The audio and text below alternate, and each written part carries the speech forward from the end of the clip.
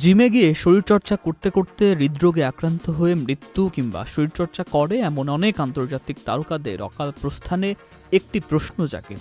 শরীরচর্চা তো শরীরকে সুস্থ রাখার কথা, তাহলে কেন এমন বিপদ ঘটে? আসলে ব্যায়ামের সময় হৃৎপিণ্ডের ওপর চাপ বাড়ে, যা কখনো কখনো বিপদের কারণ হয়ে দাঁড়ায়।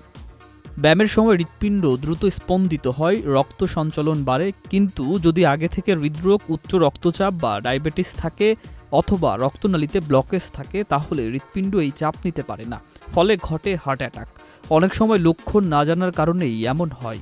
যাদের হৃদরোগের পারিবারিক ইতিহাস আছে, ধূমপায়ী বা ডায়াবেটিসে আক্রান্ত, তাদের ঝুঁকি অনেক বেশি। এছাড়া অতিরিক্ত ক্যাফেইন বা এনার্জি ড্রিঙ্ক খেলেও বিপদ বাড়ে, এমনকি পানিশূন্যতা বা ইলেকট্রোলাইট ইমব্যালেন্সও দায়ী হতে পারে।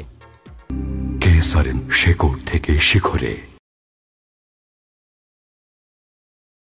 তাহলে কিভাবে সতর্ক হবেন? প্রথমেই ধীরে ধীরে শুরু করুন। হঠাৎ করে ভারী ব্যায়াম না করে ধাপে ধাপে তীব্রতা বাড়ান। ব্যায়ামের আগে ও পরে স্ট্রেচিং করুন।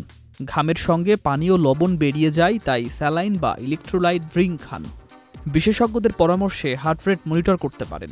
জিমে থাকলে ট্রেনার যেন সিপিআর দিতে পারেন তা নিশ্চিত করুন।